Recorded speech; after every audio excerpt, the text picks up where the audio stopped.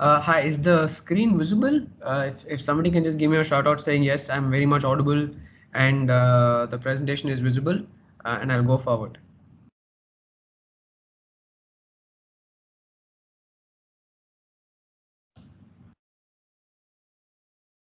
Yes, all good. Okay. So thank you all for joining in today. Every Saturday we meet, and this is one more topic where a lot of you had asked this question of we keep getting these queries on what do I do with my SIP? Do I need to step it up? Do I need to stop it? I'm getting very scared of what the market is going to look like. After the stress test, we have gotten even more queries on small caps, but lucky for it's a conscious choice for Milestones2Wealth investors that we are a behavior program, and it's nothing to do with product recommendations. And just in terms of behavior, we follow asset allocation, and we believe in being conservative as investors because we understand that being conservative as capital allocators also you can comfortably make very high moderate very high double digit returns in terms of what the expectation is for this particular category. So don't worry about market going left, right, up, down. It doesn't matter. That's why we're having this particular topic of stepping up your SIP, right? Don't be scared, right? This chart always we start off with what is it that market cycles do? What is it? What do you understand from market cycle? Is one that investors plow in and new investors keep plowing in when they see enough evidence of high return or high growth, right? That's when a lot of investors come in and they become a lot more greedy in terms of what they want to do, and they're always in the phase of buying and buying and buying, right? They follow the trend. It goes around with momentum. It has nothing to do with uh, safety. It has nothing to do with conservatism. It has nothing to do, right? At this point, it doesn't get seen as a vehicle that is giving you more than FD, giving you more than inflation, and giving you more than GDP. Because at the end of the day, if your country is growing more, you also need to grow more, right? So it's inverse always. Whenever there is fear, investors want to blow out, and market cycles are long cycles. This doesn't happen in a month or 2 months or so. This happens over 5 years, 6 years. And now we are having this cycle of extremely optimistic scenario of buy, which is more greedy. So milestones to wealth as a behavior model is inverse, where we always want to allocate more and more money when there's fear and less money when there's greed. Again, more and more money when there's fear and less money when there's greed in one particular asset class, which means every asset class has a different market cycle. Every asset class goes through different things, right? Which means that if there is extreme optimism in one asset class, there's extreme pessimism in the other asset class, right? Where the other asset class is giving you a better opportunity than the current asset class that you're looking at, right? Which, for example, today scenario is that uh, equity is having too much optimism and debt does not have it. It is on a very pessimistic side.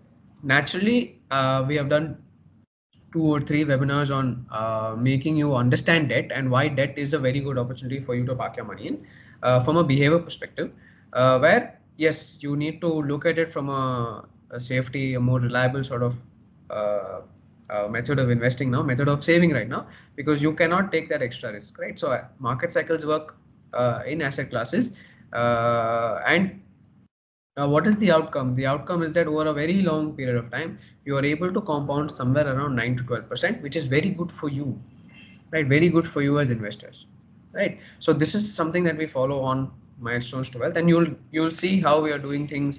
There's a very nice chart of showing you what we do when there's extreme pessimism, what we do when there's extreme optimism, right? It's not buy, sell, buy, sell, buy, sell. It's more to do with it's always sell. I mean, it's always buy it, but it's to save in other asset classes. It's to save in other places of the market that are offering you a better opportunity. The behavior model is to always save, uh, but where you save is where we come in, is to show you this particular asset class does not offer you that sort of safety. This asset class does, so try to do it here. Anybody on the program would also have received a couple of messages from our central number regarding opportunities on the debt side. and we've gotten a good amount of response. So if you do want to go out and start investing there, do just send us a hi at the end of the presentation. I've also put the number. Right now, let's look at the investor life cycle. Right, when you're 22, young and independent, that time you save more, your consumption is less, your earning also is sort of low. You just start off earning, so naturally you want to go and spend that money, saying yes, I'm saving just to spend. I want to spend. I want to spend. Right. Then comes your goals, right? That's when you start becoming a lot more real in life. That's when reality starts kicking in. And you start having goals, you start having house goals, you start having education goals, a lot of these goals start to come in. Then you have to start thinking of retirement, right? And if you see, your earnings has been going up consistently because your saving also goes up consistently. Right? You start to earn more, which means you have to save more. And it has become very, very important as we mature as savers in India, where we understand products like mutual funds, where we understand products like PMSs, where we understand such products, because these are vehicles that give us more than FD, that give us more than GDP growth. Right? Country grows, they also grow. So it's very, very important for us to understand these particular products and the method in which we have to continuously save in these particular asset classes. Right? Some particular vehicles that some particular asset classes require consistent contribution and some don't.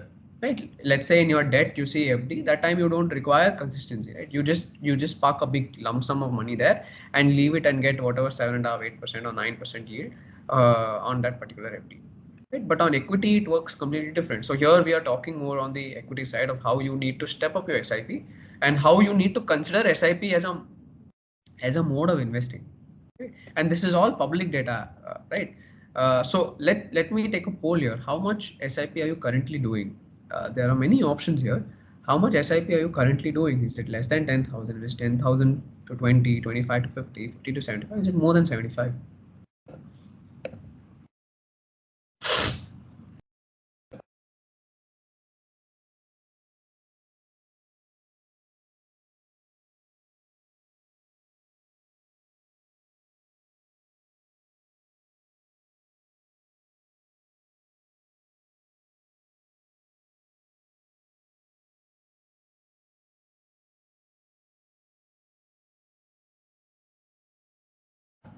A lot of you have said, somewhere around 25 to 50.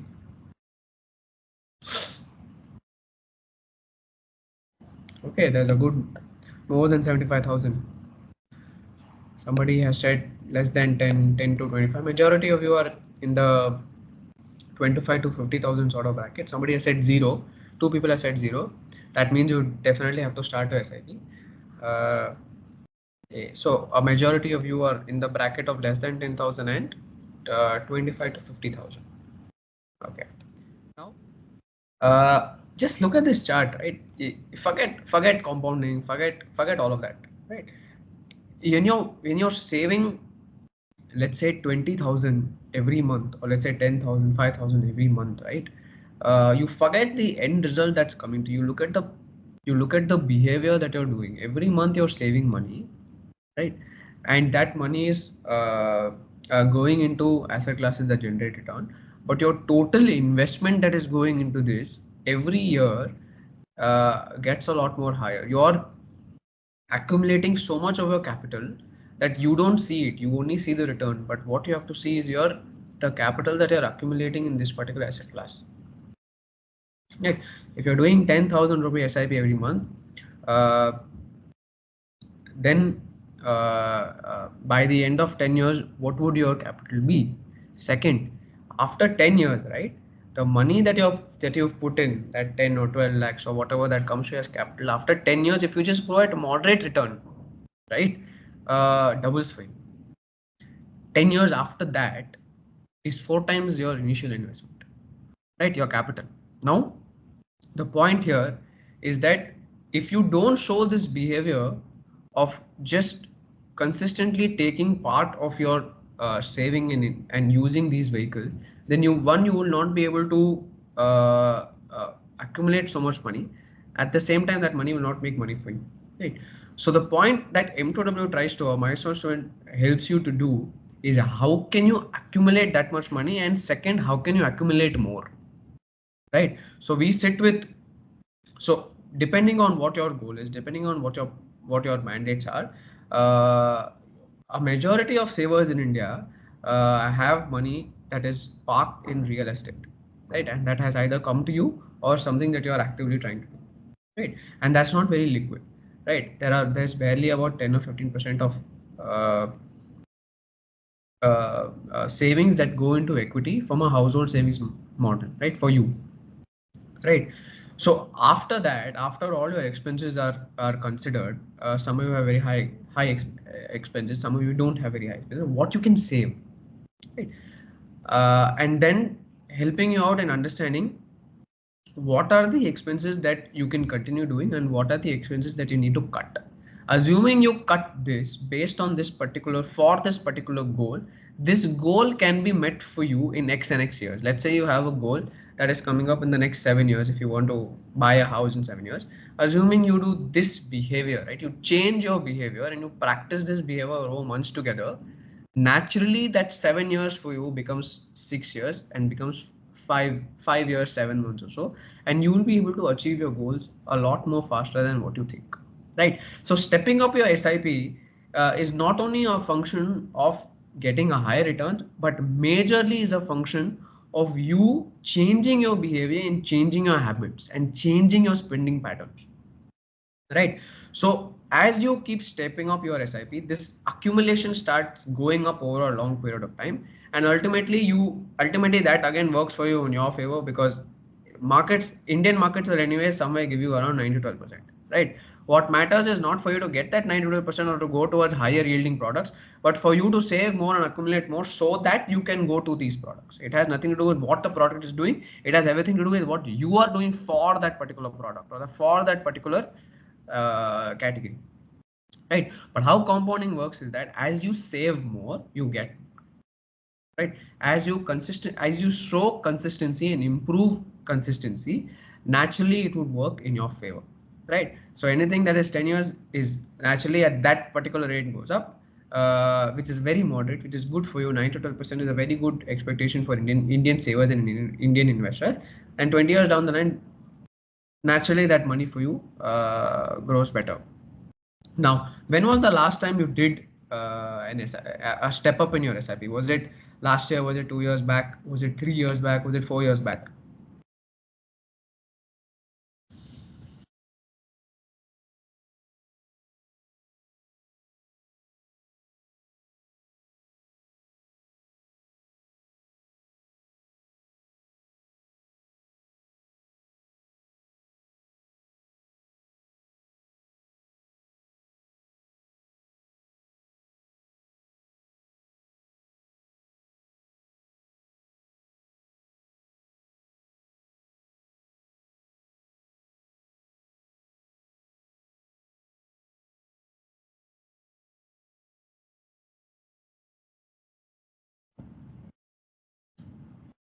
Okay, so I think many of you have done your step up last year, which is very good. So which means in this year you would start accumulating more, and then the next year, next to next year onwards, you'll actually start that money. You'll start to see the benefits of you start doing, your step ups, right? There's one that's at 4 years back. Okay, so 4 years back, actually you should give us a real life experience of how stepping up SIP 4 years back actually helped you to accumulate more, and in fact give us some insight on how you were able to fine tune your behavior for you to be able to save more in equity, or basically in financial markets as a vehicle. Please do put in your view down. Please do put it. So last year, 2 years back, last year again. So a lot of you have actually gone in when the optimism has been extremely high. So you should give it some time for your step ups to be able to accumulate more.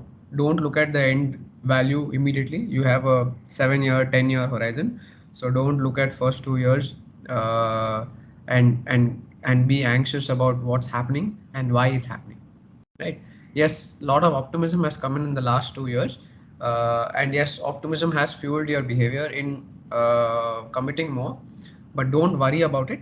Try to keep committing more again after 2 years, again after 1.5 years, as and when you start getting bonuses, as and when you start getting as and when your financial condition starts getting a lot more better. Use financial markets as a very good tool, as a very good vehicle for you to save money, right? So a lot of you have said last year, a lot of you have said 2 years also, but 2 years is what I would consider that yes, this was the last time, and now you're getting a chance again, for you to actually, for somebody who did 2 years back, you're getting a very good chance right now to start stepping up SIP. And let's look at the power. Like, let's say if you're doing 10,000 and you have a yearly contribution of 25% of your total contribution, and you just assume they say 12%, then your amount invested itself after 15 years goes to 70 or 80 lakhs, and then that money for you keeps on decreasing. So the effect of incremental investing works out for you over a very long period of time. It works out for you over a very long period of time, and you as an investor also need to consider how much of step up you need to do, right? The suggestion definitely is that if you're able to do somewhere around 10 to 15% of your total contribution, then it's a very high number that you've achieved, right? Assuming you want to step up a SIP by say 5,000 or 6,000 also is a very good achievement. So any sorts of step ups is a very good achievement for you, because you have done that job of making sure that you're able to save well, or rather, as your kitty goes up, you're able to utilize your kitty very well in terms of these particular vehicles, right? 5 ingredients to cook the best SIP experience. Now, a slow start can be a very good start. Now, 2 years is what is the answer that has come out on the poll, and 2 years have been extremely optimistic, which means you've had a good wave up, and assuming that there's no wave up from here on, or assuming there's a slowdown in terms of incremental returns that get made to you, then for you it's considered to be a good slow start, right? So early years of SIP can be a real test for discipline, and discipline is what you need to think of.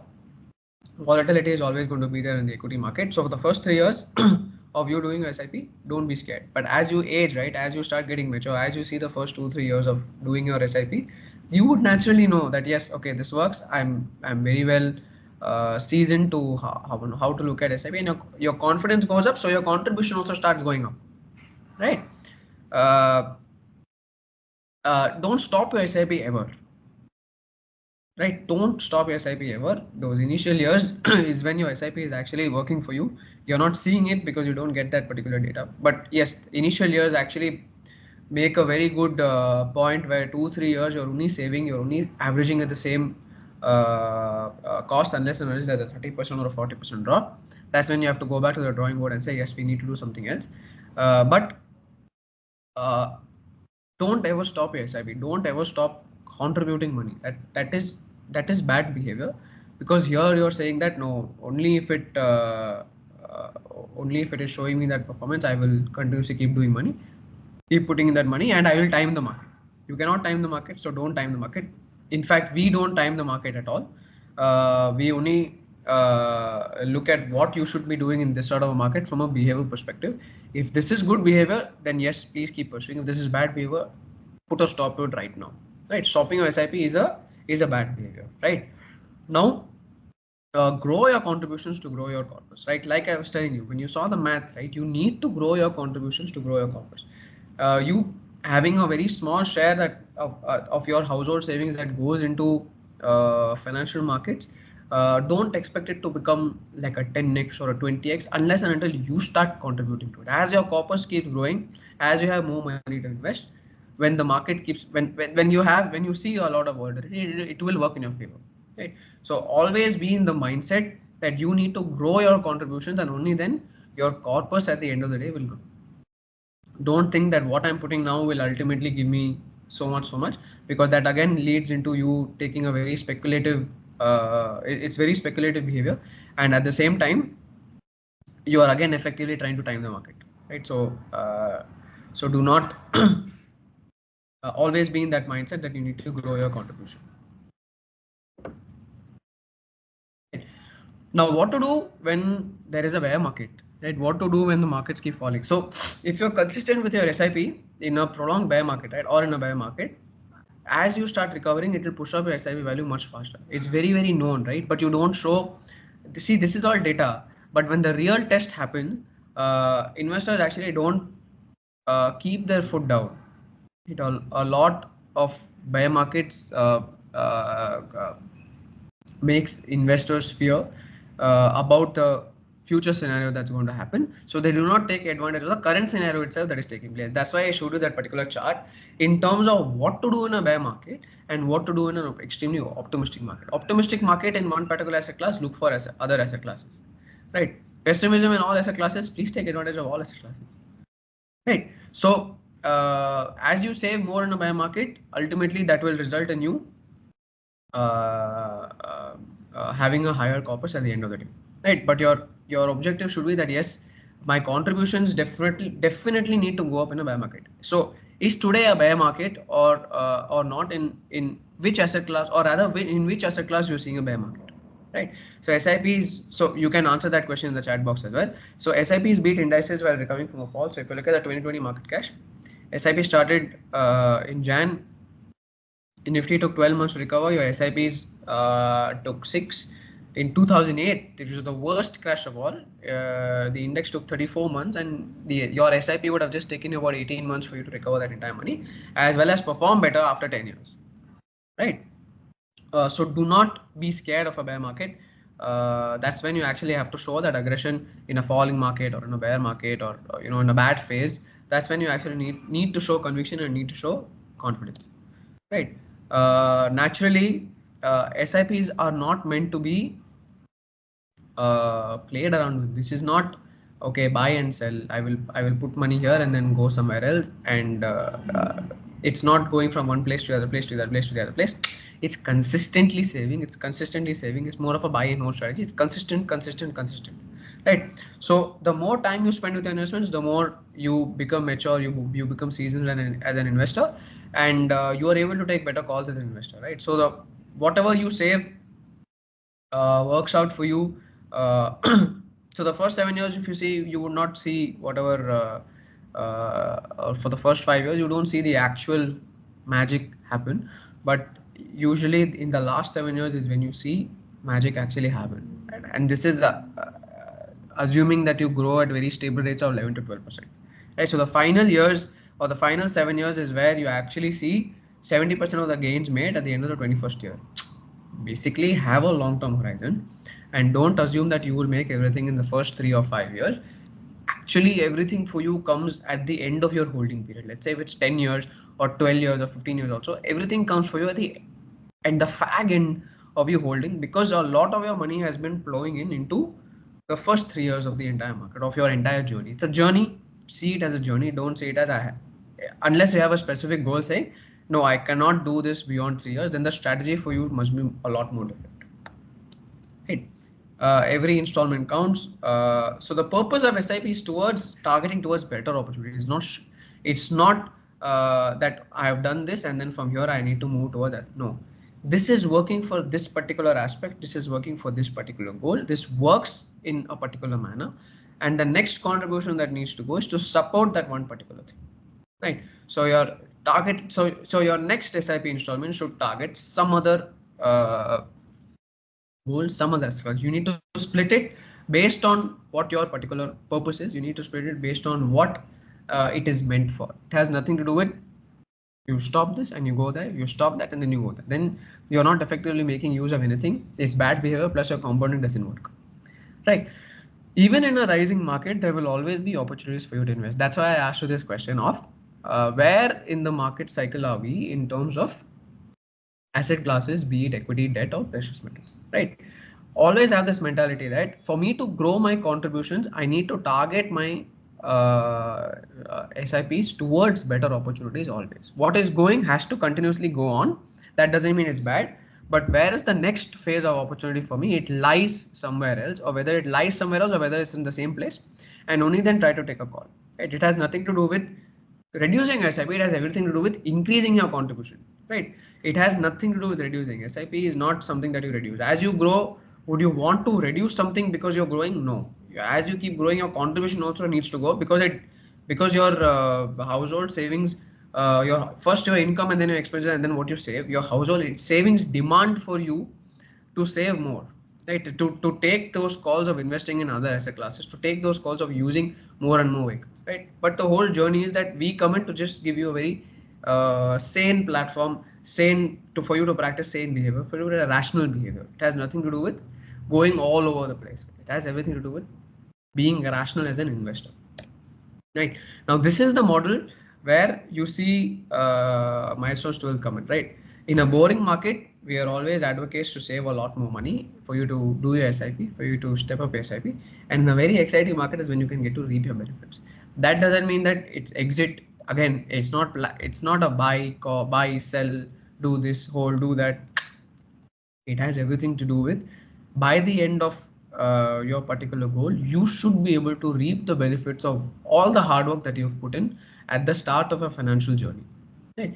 And this is where we come in. We just want the start of your financial journey to be smooth, without a lot of problems. Though you will learn, despite that also, you still will have a lot of learnings that come in while you go on that particular financial journey. But your initial journey, you need a lot of handholding, and that's where we come in. And after that, you yourself will be able to take over Milestones2Wealth for yourself. Right. So this is where we come in terms of helping you build a behavior model. Now I will open the floor for Q&A. It was a very short presentation. Now I'll open the floor for Q&A because of I do believe in interacting more with participants. So with whatever questions you have, please do put it in the chat box, and I'm very happy to address it. And if you want me to go through a particular slide again, I'm very happy to do that. Just put in which slide you want more clarification or more explanation on, and I'm very happy to go back to the slide as well.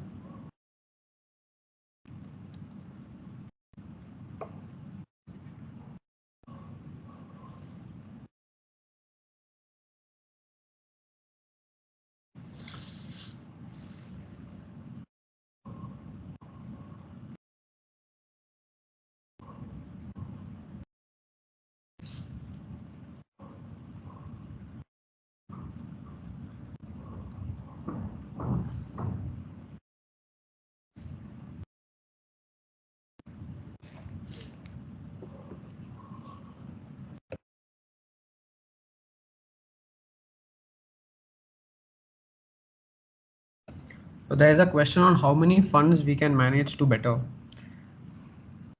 See, you can start with any amount of SIP that you want to, right? It depends on how much you can save. Always you see what you're comfortable in doing. Don't try to do something that is uncomfortable for you based on your comfort zone, because it will hurt you. So if 10,000 or 15,000 does not work for you, and you do 10 to 15,000 also from a monthly contribution, you're going to get more and more stressed out as you see volatility coming in. So you don't need that as an investor. First, to get comfortable with what you're able to do, even if it's 5,000 rupees or 1,000 rupees or 2,000 rupees, be comfortable first. And as you start getting comfortable, as your scenarios keep improving, as you observe things, it will give you the confidence to do something better. That's how you can do something better. SIPs and large cap is better than small cap, depends on the market scenario. If you have an extremely long-term horizon of 20 years or so, we've seen SIPs not work even when you're doing in small cap or doing in large cap, because at that point of time your time horizon is only 3 years or 5 years, and it has still gone through a rough phase in the last 3 years, so you will not see much return coming in, right? That happened in large cap for the last 3 years. That happened for small caps between 2018 and 2020 or 2021. So if you're doing an SIP, given the current market context, you need to look at where they are in the cycle. And today, large caps offer more opportunity than small caps. And I've also done a particular webinar on why large caps are an opportunity. So do look at that particular.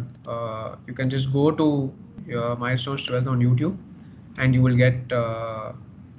I think on the live section or on the video section, you will see, what is the next opportunity for large caps. And you'll know. And if you do want to know how we are trying to do our SIPs, do get in touch with us. We'll be able to help you out. Asking for MF, how many funds are better? Depends on your risk profile, depends on your risk appetite. Now, if you can weather one fund volatility, then one fund volatility works for you.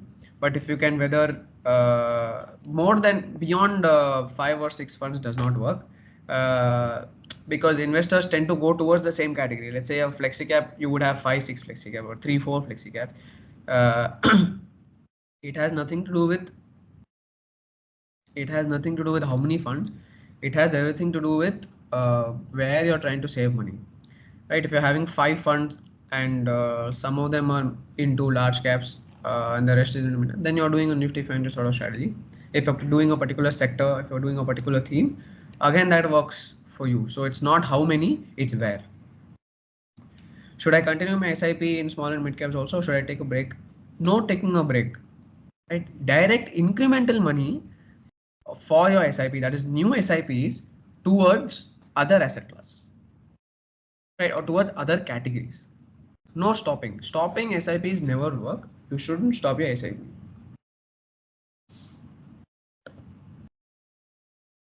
You should not stop your SIP. However, look at other asset classes. Look at putting more incremental, right? Step up somewhere else. So you make up for where you are lacking in terms of stepping up somewhere else. Which is better, multi-cap or flexi-cap? Flexi would be better. But it doesn't matter. It's all going to go into Nifty 500. So it does not matter.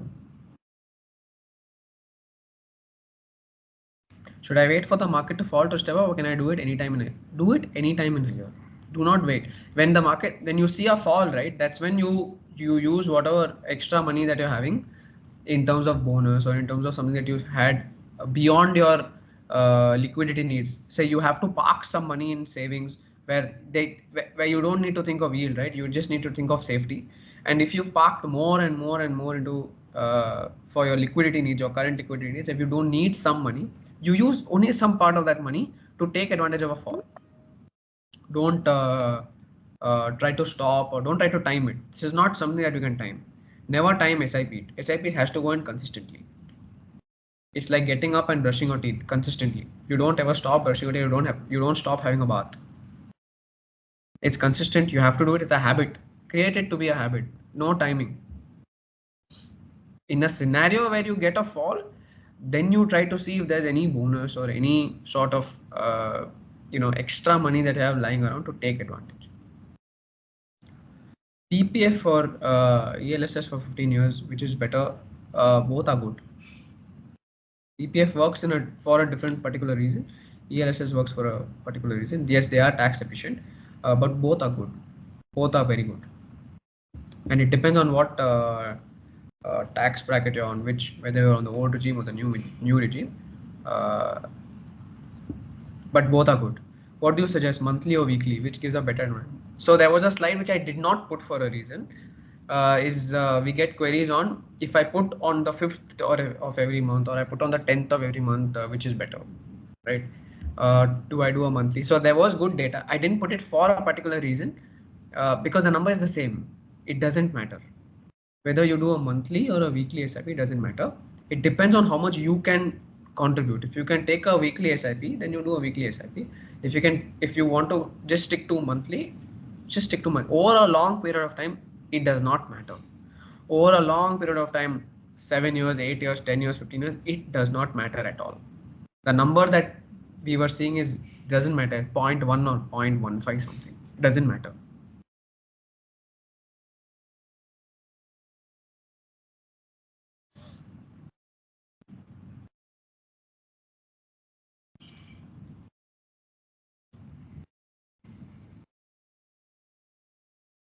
But for ELSS, you're sort of locked in also. So both are good. Both are good.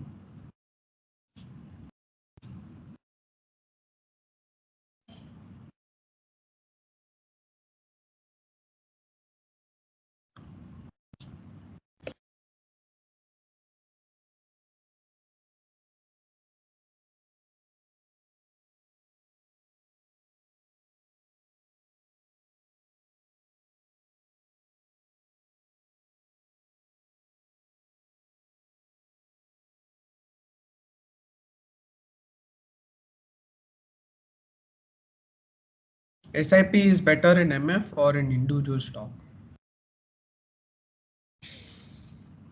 See, why do you need to choose a particular stock? First question, because so we are all seeing that stocks are doing extremely well, individual stocks are doing extremely well, so we should be able to take it. I want to be honest with everybody here. We cannot Indians, any investor, right, especially Indian investors, cannot weather very bad phases of volatility, right? We have to be honest with ourselves that if I also see in my own portfolio that and there are periods where I've seen a 35% sort of a drop and no return that's coming in from individual companies, uh, while the market is doing extremely well, right? You ask yourself that question saying, oh my god, should I even contribute this money, right? If you have the stomach to weather through such volatilities, right, then choose individual stocks. If you don't have the stomach, if you don't have the risk appetite to do it, be honest with yourself. Choose mutual funds because they are being managed by very experienced fund managers. They have a team of analysts that are working on each and every particular company, each and every particular sector, day in and day out. That's their job, right? It goes through a high level of screening process, number one, because some names do not come into the system. If the names do come into the system, intense work goes into it before taking a particular call. After intense work has gone through it, it goes to the investment committee, and then the investment committee would take a call on whether to do it or not. There are many filters, there are many checklists, there are many screeners, which you investing for an individual stock might not be able to do, right? So it is always better for you to choose MF when you're looking to do SIPs because it's being managed by very experienced fund managers at a very cheap cost. You're hardly paying, let's say for a large fund, you're hardly paying 1.1% as expense ratio or 1.2% as expense ratio. It's very small.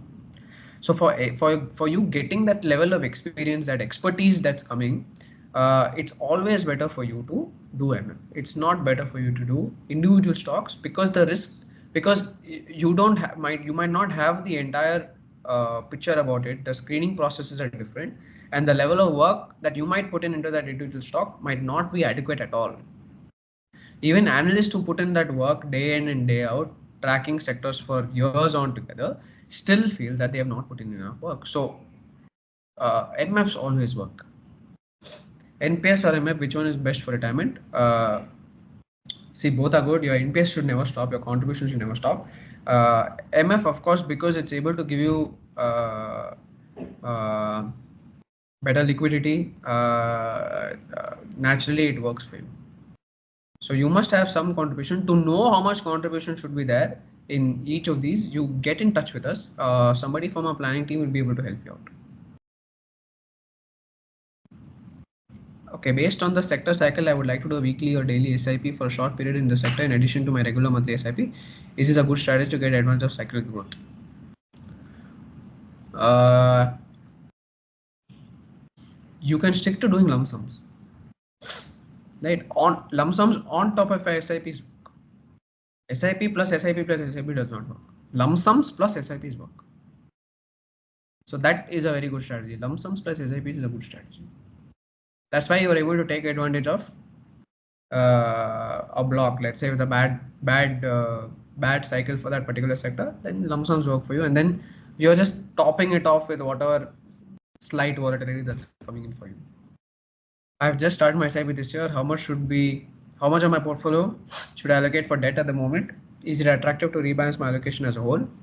You get in touch with us. We'll be able to help you out in terms of just send us a hi, and we'll be able to tell you based on your goals, because I don't know for what goal and what is your risk appetite, but from a general sense, from an opportunity sense, debt is a good option right now for investors to take incremental advantage of, new advantage, not old, new advantage.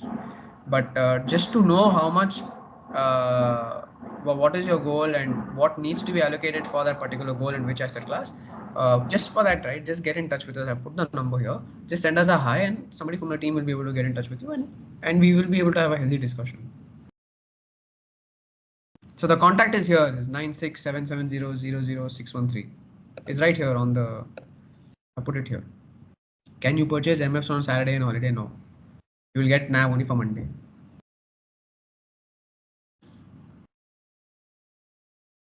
So even when you look at expense ratios, right, it's all in the NAV. It's not that after I make 12%, 1% will go off for me. No, it's all already factored into the NAV. What NAV that comes to you on the day already takes care of all these expenses.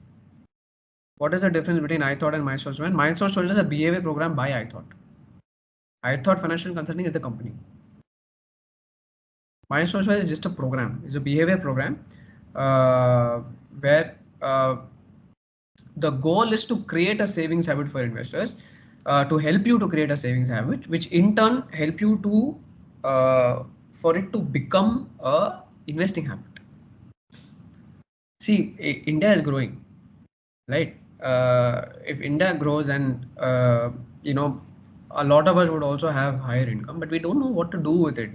We we are we are having the we are always attracted towards, you know, social media and what people are doing on social media. But in the initial years of your financial journey, you definitely need a lot of handholding, right? You don't know, it's uncharted territory. You've not been into that territory. You need a lot of handholding, right? And we have been following the sort of model to help investors first, and then only they will be able to weather through whatever aggressive calls that we want to take come in. So Milestones2Wealth is a behavior program by iThought MFD. iThought MFD is the mutual fund distribution uh, uh, company that does this. So Milestones is a behavior program. Once we achieve the milestone of 50 lakhs, staying in MF would be better or doing a PMS would be better? It's a very good question. See, MFs work for everybody, right? But you're aspirational, which means you want more and more returns, right? And if your goal is to just retire, then it makes sense. But if you have other goals as well, right, then mutual funds work for you.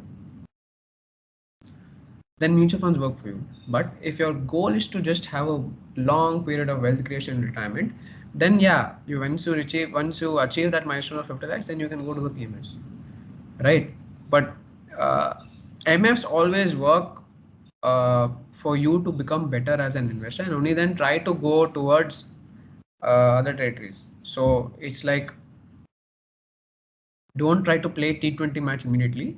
First play ODI, and then suddenly you will go into Test cricket, where Test cricket game is completely different, because and mutual funds will help you test it also, right? You will be able to test your patience. It will test your patience. It will test your appetite to take on risk. It will test everything, and then you can go towards other places. But first, I think MF always works for investors. Does your team provide term and health insurance? Yes, it does. Get in. Just send us a hi on the number, and our insurance team will get in touch with you.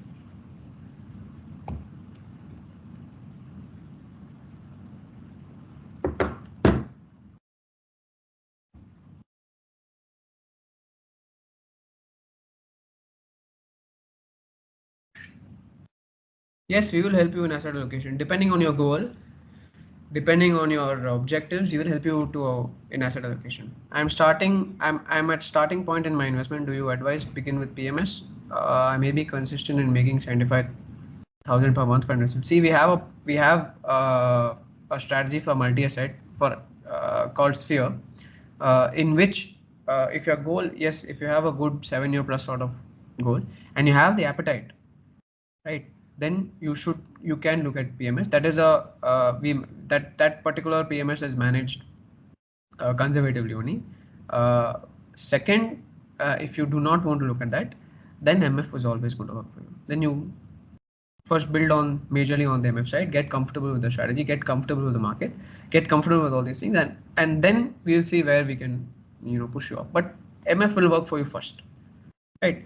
If you look at a PMS, then Sphere is the PMS that you can look at, because it's multi-asset, it's managed conservatively, and it can do more than your mutual fund. So that's what we have been able to do.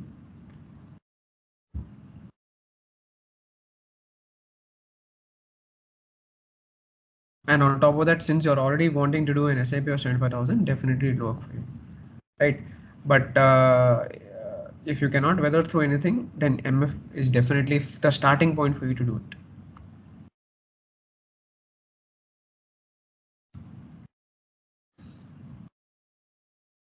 So will you give support for asset allocation when we contact you? Yes. So get onto the platform.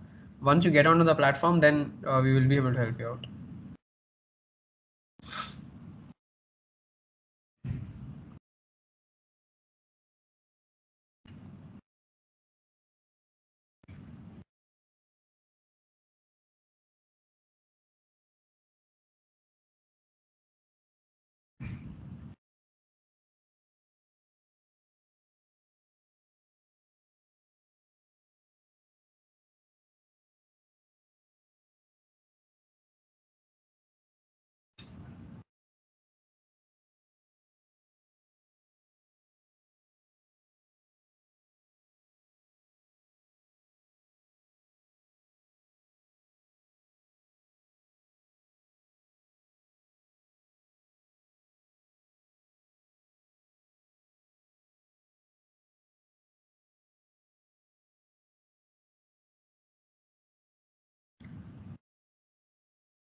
So we have a minute or so. We have a couple of more minutes. So if any of you do have questions, do put in your question in the chat box, and I'll be very happy to address it. If not, then we can close. But I'll keep the floor open for another minute or so.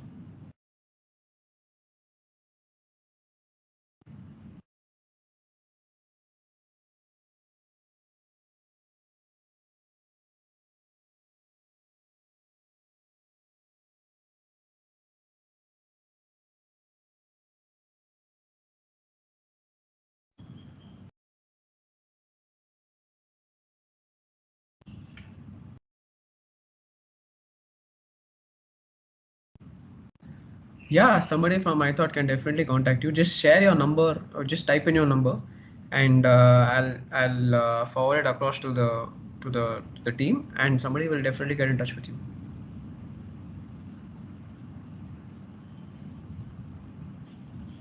I think one of our team members is already here. Swagat, he's already there. So just put in your number and Swagat will take it. Yeah.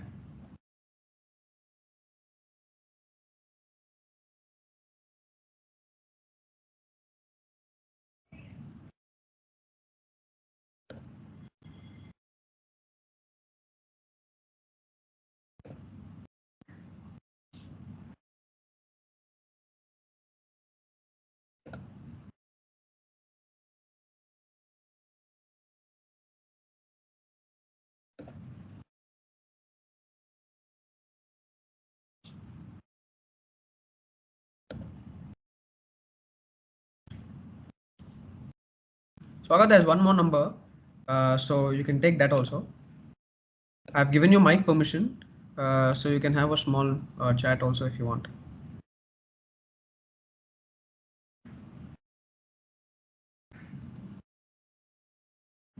Hi, Harshil, am I audible? Yeah, you're audible. Okay, I'll just contact Mr. Senthil Nathan and Iseki Raja, both, right? Yeah, both the Hope numbers I've are given. not missed out anything else. No, you have not missed out anything else. These are the two numbers. You can get in touch with them. Right, okay. Thank you.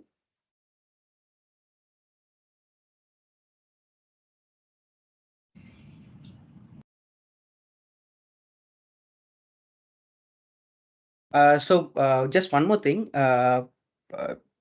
to Mr. Senthil Nathan and to Mr. Iseki Raja. Just please let me know you're convenient to have a call. I'll be happy to coordinate and then reach you the.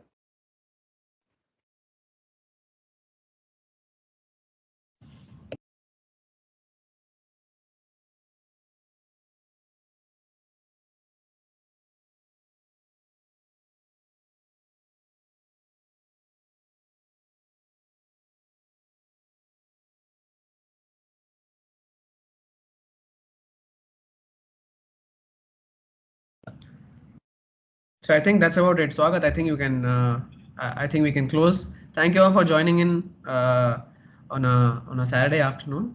Have a great weekend ahead, and again we'll meet next week for another topic.